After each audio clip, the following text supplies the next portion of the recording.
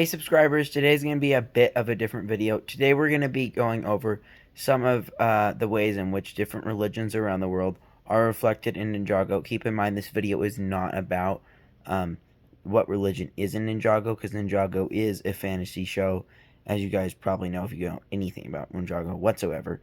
It does not follow a strict language or religion, but it does show some aspects from different ones.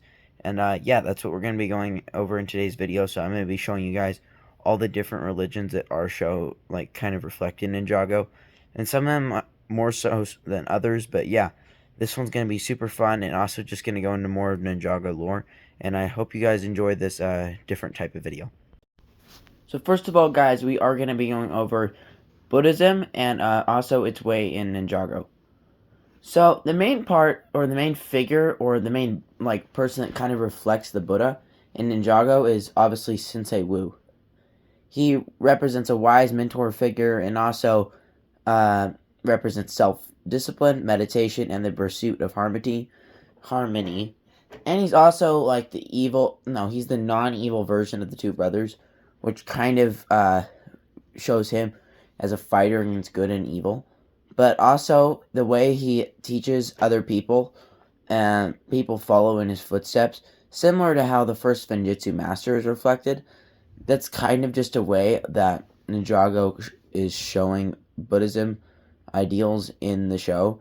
But yeah, the main part here within Buddhism and Ninjago, I would say, is self-meditation and the pursuit of harmony within very wise and mentorish figures. So next up, we are going to be doing Taoism and also the way it reflects in Ninjago. So first up, and probably the biggest way in which we can see similarities between the two, is the yin and yang, which actually the good island and dark island from season 2. The good island reflects half of the symbol, and also the way the ninja derive their powers and elements from nature, and especially because Taoists believe harmony and nature, similar to Buddhism. And they also believe in the difference between good and evil, which is once again reflected in Wu and Garmadon. So Wu is a very, I guess you could say, is a very religious figure in this whole thing, even though he isn't religious, as I covered at the start. But he kind of is reflected in a lot of these religions. Wu is a big figure, very cool. But yeah, don't forget the yin and yang. That's the biggest part that is represented in Taoism, and also the balance between light and dark. So Hindu actually is reflected in one of the more larger parts of Ninjago and all over the different realms in that. So Hindu influence is mainly through divine forces and powerful godlike beings such as the first Binjitsu master. He's once again just like Sensei Wu, a very spiritual figure in the whole show.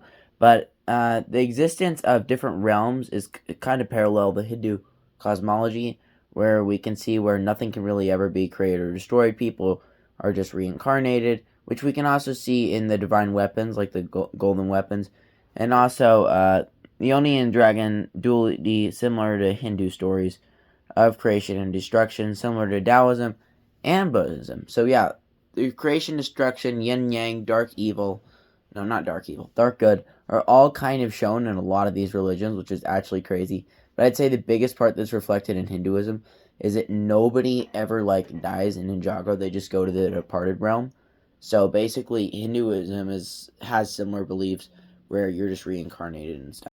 So Shintoism, in my opinion, is the religion that's reflected the most. This is also going to be the last religion in Ninjago, and this is mainly not only due to all the buildings mostly reflecting Shintoism buildings, or buildings reflected in the Shinto religion, as we can see mainly in Japan and stuff, but also, once again, the departed realm, a major thing, shows past warriors and masters continuing to exist, and it also shows, as in the religion, that people and spirits haunt you, as we could see in the Ninjago season Possession, where ghosts come back and they kind of haunt the ninja, especially of very high valued warriors and stuff.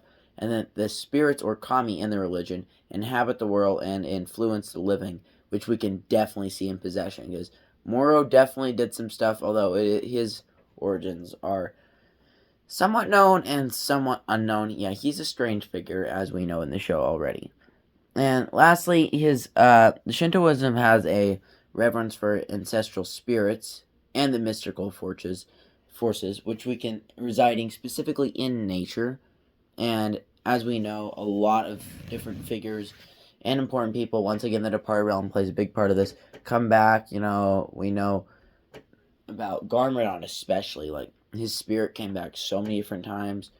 We can see this in the Tournament of Elements too. When the Anacondrae come back, yeah, it's a crazy amount just how much Shintoism is reflected in Ninjago. Okay, subscribers, that is going to be about it for today's video. I will see you guys in 2 weeks. Hope you guys enjoyed that different look at different religions in Ninjago. And also, I think it's the first video I've ever done, like a voiceover. So I hope, I just figured out how to do that. So there will probably be more of those in the future. And also, go check out, yeah, the new Prime review on my main channel.